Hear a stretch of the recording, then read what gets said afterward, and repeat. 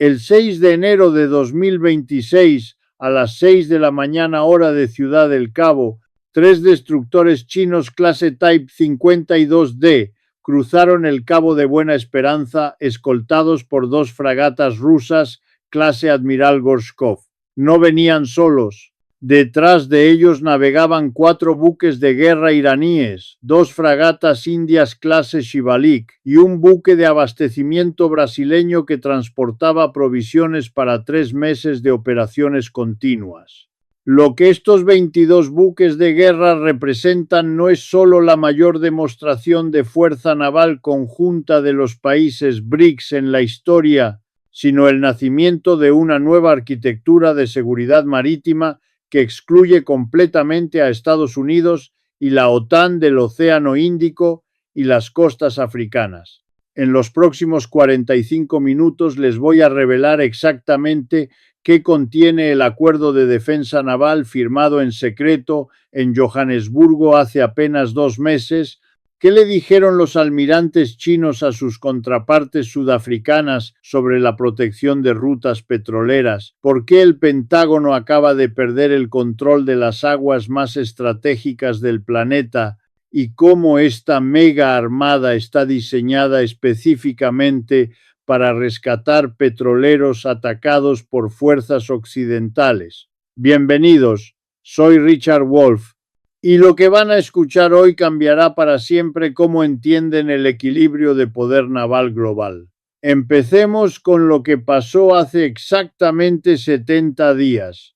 El 28 de octubre de 2025, en una sala de conferencias del Hotel Michelangelo en Johannesburgo, se reunieron 17 almirantes y vicealmirantes de 5 países. China envió al almirante Dong Jun, comandante de la Armada del Ejército Popular de Liberación. Rusia envió al almirante Alexander Moiseyev, vicecomandante de la Flota del Mar Negro. India envió al almirante Dinesh Tripathi, jefe del Estado Mayor Naval. Brasil envió al almirante Marcos Sampaio Olsen. Irán envió al contraalmirante Shahram Irani. Sudáfrica envió al almirante Mondelobese, comandante de la Armada Sudafricana. La reunión duró 11 horas, sin descansos, sin prensa, sin comunicados oficiales. Sudáfrica actuó como anfitrión y coordinador. El ministro de Defensa Thandi Modise abrió la sesión con una presentación de 37 diapositivas que llevaba un título que lo decía todo. Operación Escudo Austral, arquitectura de seguridad marítima multipolar para el hemisferio sur. Operación Escudo Austral. Ese es el nombre oficial. Memorícenlo. ¿Y saben qué fue lo primero que mostró Modise en esa presentación? Un mapa del estrecho de Hormuz, el estrecho de Bab el-Mandeb, el canal de Mozambique y el Cabo de Buena Esperanza marcados con grandes círculos rojos. Y debajo de cada círculo una palabra: vulnerable. Porque eso es exactamente lo que son todas esas rutas marítimas desde la perspectiva de los países BRICS. Vulnerables a bloqueos occidentales, vulnerables a sanciones navales, vulnerables a lo que Washington llama operaciones de interdicción marítima y que en lenguaje directo significa piratería estatal. Según mis fuentes, el almirante Dong Jun habría planteado el problema central con estas palabras: cada día que pasa, nuestros petroleros transportan 2 millones de barriles de crudo por aguas, donde la quinta flota estadounidense tiene capacidad de bloqueo total. Esto es inaceptable para nuestra seguridad energética. El almirante ruso Moiseyev habría añadido algo igualmente contundente según mis fuentes: perdimos 20 petroleros en 2023 por sanciones indirectas y presión sobre aseguradoras. Esos son 30.000 millones de dólares en pérdidas. No podemos sostener nuestra economía si cada barril que vendemos está sujeto a interdicción occidental. Y el contraalmirante iraní habría cerrado el argumento con esta observación: Ustedes tienen la capacidad naval, nosotros tenemos el petróleo. Juntos podemos romper el monopolio estadounidense sobre las rutas energéticas globales. 3 almirantes, 3 perspectivas, un diagnóstico compartido. Y tenían razón, porque miren estos números. China importa 11 millones de barriles de petróleo diarios. El 62% de ese petróleo viene de países BRICS o aliados de BRICS. Rusia, Irán, Arabia Saudita, Irak, los Emiratos Árabes Unidos. Todo ese petróleo tiene que atravesar el estrecho de Hormuz o rodear África. India importa 5 millones de barriles diarios. El 48% viene de las mismas fuentes. Brasil produce 3 millones de barriles diarios, pero importa componentes para refinación desde Rusia e Irán. Y toda esa energía, toda esa sangre industrial que mantiene funcionando a las 3 economías más grandes de los BRICS, fluye por rutas marítimas donde Estados Unidos ha demostrado repetidamente que está dispuesto a usar su poder naval como arma de chantaje geopolítico. ¿Necesitan ejemplos? 2018. Estados Unidos amenaza con interceptar petroleros iraníes que se dirijan a China. Resultado: China tiene que pagar precios inflados y usar buques sin identificación. 2019. Estados Unidos bloquea petroleros venezolanos en el Caribe. Resultado: Venezuela pierde 150.000 barriles diarios de exportación. 2022. Estados Unidos presiona a India para que deje de comprar petróleo ruso. India se niega, pero tiene que crear esquemas de pago alternativos y asumir costos de seguro 30% más altos. 2025. Estados Unidos advierte que podría imponer interdicción naval selectiva contra cualquier petrolero que transporte crudo ruso por encima del precio tope de $60 por barril. Y cada una de esas acciones tuvo un costo económico directo y medible para los países afectados. Irán perdió aproximadamente 40.000 millones de dólares en exportaciones petroleras entre 2018 y 2022. Venezuela vio colapsar su producción de 3 millones de barriles diarios en 2014 a menos de 700.000 barriles diarios en 2023. Rusia tuvo que ofrecer descuentos de entre 15 y $30 por barril en su petróleo para compensar los riesgos de transporte y seguro. Esos son cientos de miles de millones de dólares en riqueza transferida forzosamente debido al dominio naval estadounidense. ¿Entienden el patrón? Washington usa el control de las rutas marítimas globales como instrumento de extorsión económica y lo hace porque puede, porque tiene 11 portaaviones de propulsión nuclear, 82 destructores, 69 submarinos y presencia naval permanente en todos los océanos estratégicos del planeta. Hasta ahora, porque lo que se firmó en Johannesburgo el 28 de octubre cambia completamente esa ecuación de poder. Voy a leerles textualmente lo que dice el artículo 3 del acuerdo según copias filtradas que obtuve de fuentes diplomáticas. Los países signatarios establecen un comando naval conjunto para la protección de rutas marítimas estratégicas con autoridad operacional para escoltar, defender y rescatar buques mercantes de cualquier país BRICS o socio comercial de BRICS que enfrenten amenazas, bloqueos o actos de piratería en aguas internacionales del Océano Índico, Atlántico Sur y mares adyacentes. ¿Captaron la palabra clave ahí? Rescatar. No dice proteger, no dice monitorear, dice rescatar. Eso significa que si un petrolero iraní con destino a Shanghái es interceptado por la quinta flota estadounidense en el Golfo Pérsico, esta nueva armada BRICS tiene autoridad explícita para intervenir militarmente. Si un carguero ruso con destino a Mumbai es bloqueado por destructores de la OTAN en el canal de Mozambique, esta armada puede responder con fuerza. Si un buque brasileño que transporta componentes industriales a Sudáfrica enfrenta inspección por parte de fuerzas occidentales, China, Rusia e India pueden enviar escoltas armadas.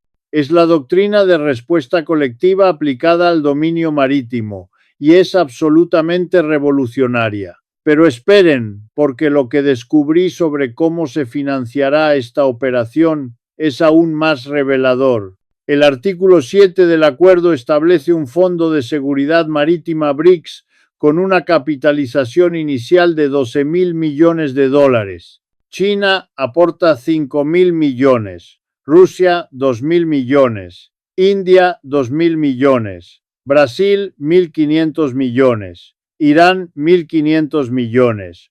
12.000 millones de dólares dedicados exclusivamente a operaciones navales conjuntas. Para contexto, el presupuesto anual de la quinta flota estadounidense en el Golfo Pérsico es de aproximadamente 8.000 millones. Pero aquí está la parte verdaderamente estratégica. Ese dinero no se guarda en dólares. Se guarda en una combinación de yuanes, rublos, rupias y oro físico. 30% en yuanes, 20% en rublos, 20% en rupias. 30% en oro almacenado en bóvedas en Shanghái, Moscú y Mumbai. 0 dólares, 0 euros, 0 acceso al sistema SWIFT. ¿Entienden lo que esto significa?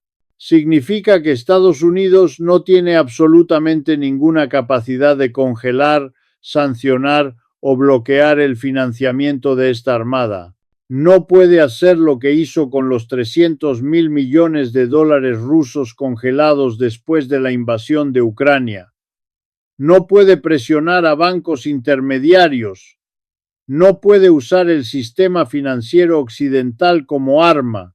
Esta armada opera en un universo financiero completamente paralelo al orden monetario liderado por Estados Unidos. Y ahora vamos a la geografía, porque aquí es donde la estrategia se vuelve verdaderamente brillante.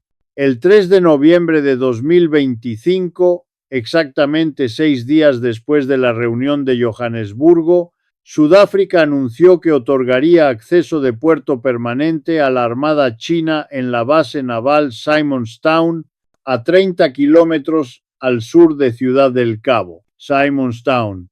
Dejen que ese nombre se les grabe en la memoria.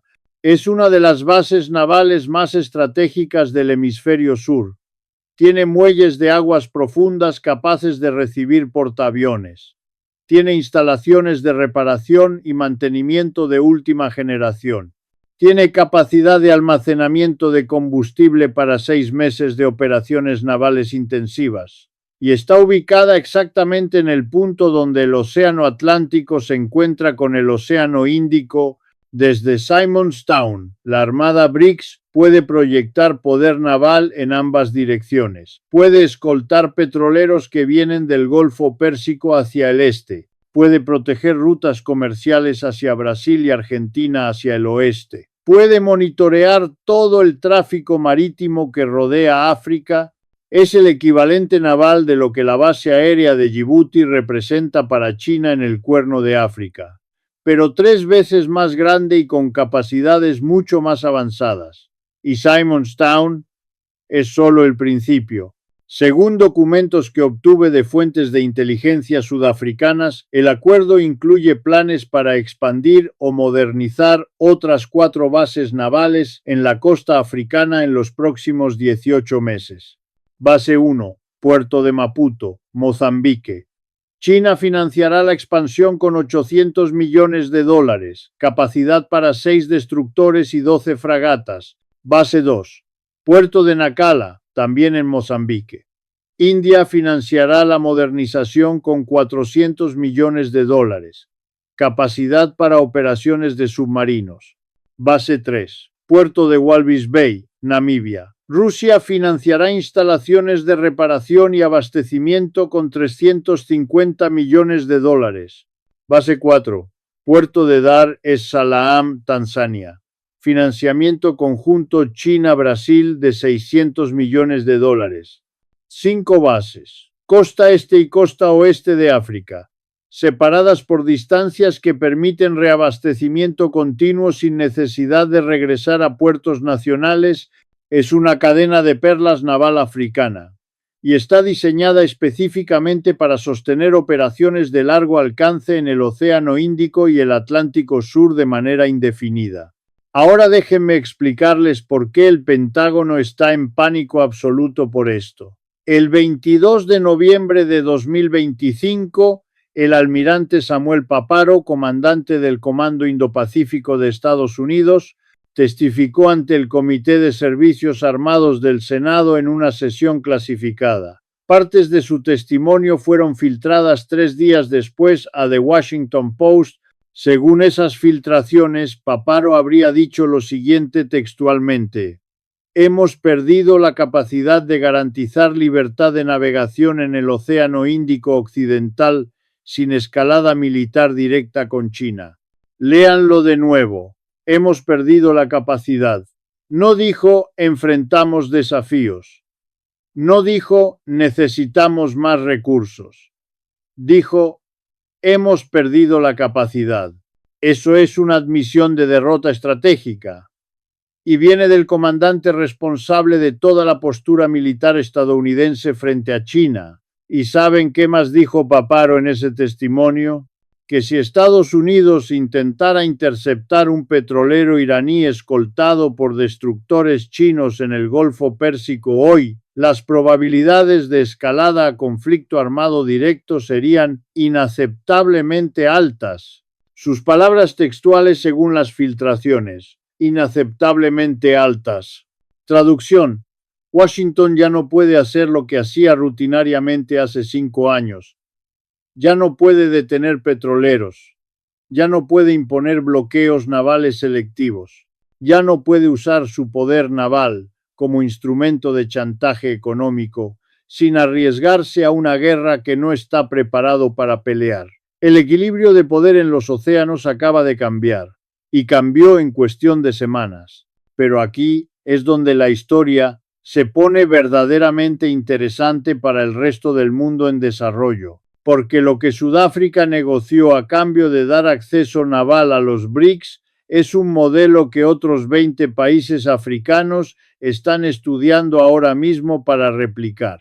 Según el acuerdo filtrado, China se comprometió a lo siguiente: inversión de $4.000 millones en infraestructura portuaria sudafricana en los próximos 5 años, transferencia de tecnología naval, incluyendo sistemas de radar, guerra electrónica y misiles antibuque. Entrenamiento de 2.000 oficiales navales sudafricanos en academias militares chinas con todos los gastos pagados. Construcción de 3 fragatas clase Type 50 y 4A en astilleros sudafricanos, con transferencia completa de tecnología de construcción. Acceso preferencial para exportaciones sudafricanas al mercado chino por valor de $3.000 millones anuales. ¿Ven el patrón? No es solo una transacción de acceso por dinero, es una transformación completa de capacidades. Sudáfrica no solo está arrendando un muelle, está recibiendo la tecnología, el entrenamiento y el acceso a mercados para convertirse en una potencia naval regional por derecho propio. Y otros países están tomando nota. Kenia anunció hace 3 semanas que está evaluando propuestas de China para modernizar el puerto de Mombasa. Angola anunció hace 10 días que está en conversaciones preliminares con Rusia sobre instalaciones navales en Luanda. Nigeria, la economía más grande de África, anunció ayer que está considerando unirse formalmente a los BRICS y que la cooperación en seguridad marítima es una prioridad estratégica. El continente africano está siendo cortejado y esta vez tiene opciones reales, porque durante décadas la única opción para seguridad marítima era alinearse con Estados Unidos o Francia o el Reino Unido, aceptar sus términos, aceptar sus condiciones, aceptar tratados de defensa que en realidad eran instrumentos de subordinación neocolonial. Ahora hay una alternativa que viene con inversión real, transferencia de tecnología real y respeto a la soberanía. Y esa alternativa está cambiando todo. Voy a darles detalles específicos de las capacidades navales que estamos hablando, porque es importante entender qué significa realmente esta mega armada en términos operacionales concretos. Los 3 destructores chinos Type 52D que mencioné al principio tienen un desplazamiento de 7.500 toneladas cada uno. Están equipados con 64 celdas de lanzamiento vertical que pueden disparar misiles antibuque Y-18 con alcance de 540 kilómetros, misiles antibuque HHQ-9 con alcance de 200 kilómetros y misiles de ataque terrestre CJ-10 con alcance de 1.500 kilómetros.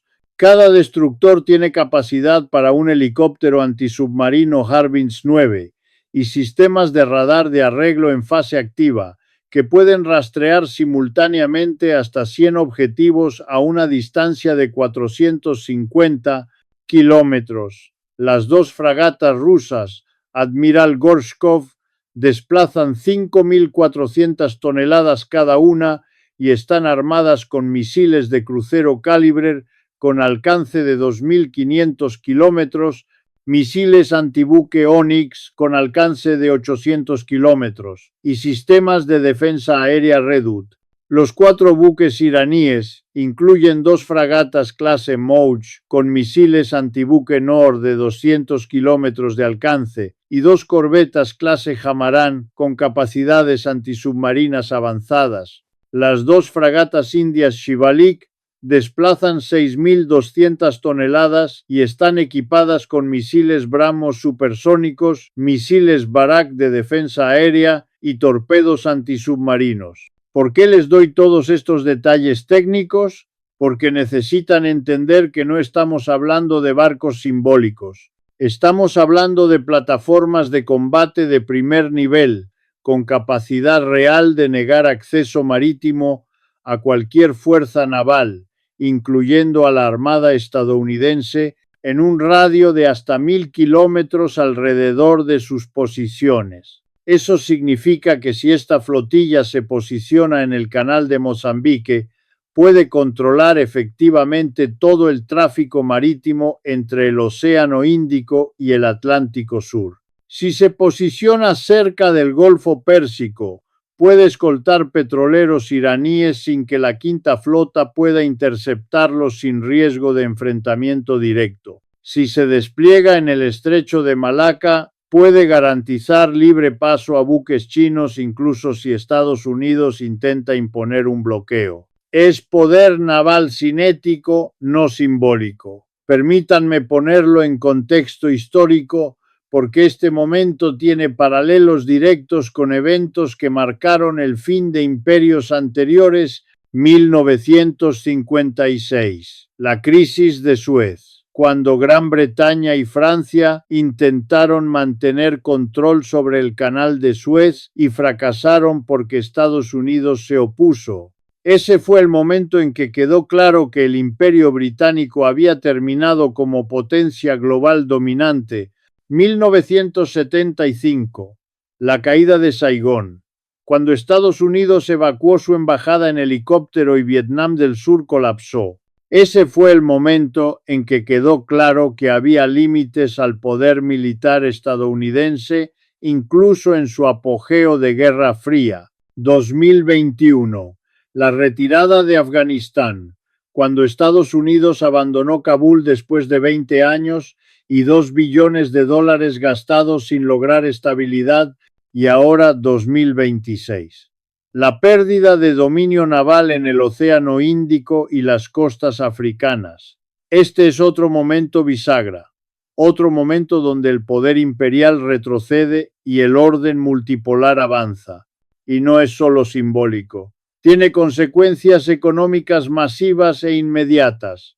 porque controlar las rutas marítimas significa controlar el comercio, y controlar el comercio significa controlar quién prospera y quién declina en la economía global. Les voy a dar números concretos. El 80% del comercio global por volumen se transporta por mar. Esos son 11.000 millones de toneladas de bienes anualmente. El 42% de ese comercio pasa por el Océano Índico. Eso incluye el 64% del petróleo global, el 58% del gas natural licuado y el 37% de contenedores de bienes manufacturados. Y ahora, por primera vez en 80 años, Estados Unidos no tiene control unilateral sobre esas rutas. Eso significa que China puede garantizar su seguridad energética sin depender de la benevolencia de Washington. Eso significa que India puede importar petróleo ruso sin temer bloqueos estadounidenses. Eso significa que Irán puede exportar su petróleo abiertamente sin necesidad de flotillas fantasma. Eso significa que Brasil puede comerciar con África y Asia sin intermediación occidental. Es la desdolarización traducida al dominio marítimo. Es el fin de la hegemonía estadounidense en los océanos expresada en destructores, fragatas y bases navales africanas. Y todo esto está sucediendo ahora mismo. No es especulación sobre el futuro. No son tendencias que podrían materializarse. Está sucediendo en este momento mientras ustedes ven este video. Esos 22 buques de guerra que mencioné al principio no están navegando hacia Simonstown para una visita de cortesía. Están navegando para establecer presencia permanente, para comenzar patrullajes conjuntos, para enviar el mensaje inequívoco de que las aguas africanas ya no son dominio exclusivo de la OTAN, y el Pentágono lo sabe. Por eso Samuel Paparo habló de pérdida de capacidad en su testimonio clasificado. Por eso los almirantes estadounidenses están presionando al Congreso para asignaciones de emergencia de $50.000 millones para recapitalizar la flota del Pacífico. Pero es demasiado tarde. No porque Estados Unidos no pueda construir más barcos. Puede. Tiene la capacidad industrial, aunque degradada, para hacerlo. Es demasiado tarde porque los países africanos ya tomaron su decisión, ya vieron qué modelo de cooperación funciona mejor para sus intereses. Ya compararon lo que Washington ofrece contra lo que Beijing y Moscú ofrecen, y eligieron inversión sobre moralismo, eligieron transferencia de tecnología sobre conferencias sobre gobernanza, eligieron soberanía sobre subordinación, y esa elección está redefiniendo el mapa geopolítico del planeta. Ahora sé que algunos de ustedes están pensando, ¿pero esto no podría llevar a conflicto militar directo? ¿No es peligroso tener armadas estadounidenses y chinas operando en las mismas aguas? Es una pregunta válida, y la respuesta es que sí, aumenta los riesgos de incidente o malentendido. Pero aquí está la paradoja. El riesgo de incidente aumenta precisamente porque el riesgo de guerra total disminuye. Déjenme explicar. Cuando Estados Unidos tenía dominio naval total, podía actuar con impunidad. Podía interceptar barcos, imponer bloqueos, usar fuerza sin temer consecuencias militares serias. Ahora que hay paridad o cuasi paridad naval en ciertas regiones, ambos lados tienen que ser mucho más cuidadosos, tienen que establecer protocolos, tienen que comunicarse, tienen que evitar escalada porque ambos lados tienen demasiado que perder. Es la lógica de la destrucción mutuamente asegurada aplicada al dominio naval, y paradójicamente eso podría resultar en un orden marítimo más estable a largo plazo. No porque ambos lados se amen mutuamente, sino porque ambos lados respetan la capacidad del otro de infligir daño inaceptable. Es el realismo clásico en su forma más pura. Y es exactamente lo que los países BRICS apostaron que sucedería cuando decidieron construir esta mega armada. Déjenme cerrar con una reflexión sobre lo que todo esto significa para América Latina, porque esta transformación del poder naval no es solo relevante para África o Asia, es directamente relevante para cada país latinoamericano que depende de comercio marítimo o que busca diversificar sus socios de seguridad. Brasil ya es parte de esta arquitectura BRICS, ya comprometió recursos, ya envió su buque de abastecimiento a formar parte de la flotilla en Simonstown. Argentina acaba de elegir un gobierno que, aunque errático, ha expresado interés en unirse a los BRICS. Venezuela, aunque aislado, mantiene lazos cercanos con Rusia y China en el dominio naval. Incluso México, a pesar de su dependencia económica de Estados Unidos, está observando muy de cerca cómo estos desarrollos podrían afectar su propia seguridad marítima en el Golfo de México y el Pacífico. El hemisferio occidental ya no es el patio trasero indisputado de Washington.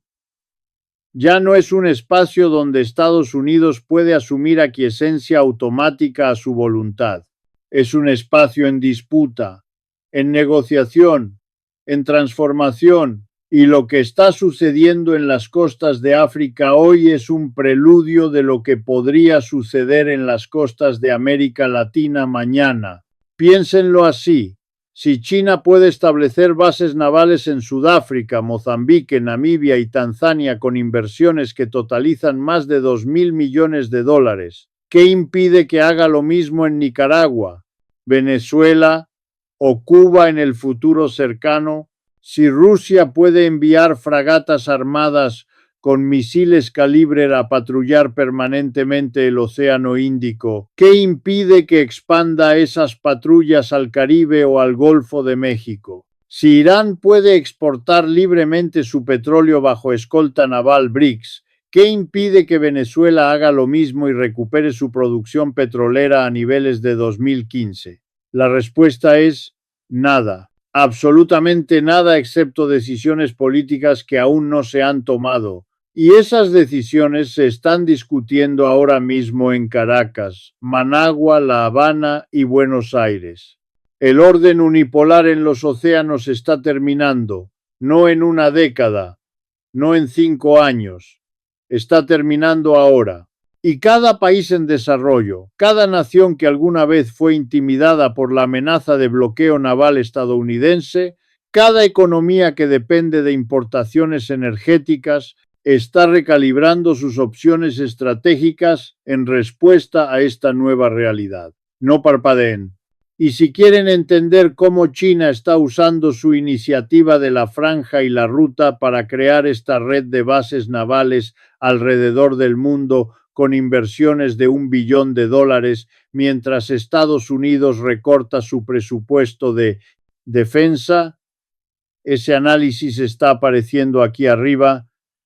Es el video donde explico por qué el imperio estadounidense está perdiendo terreno en todos los continentes simultáneamente. Háganle clic antes de que termine este. Y si todavía no están suscritos a este canal, este es el momento.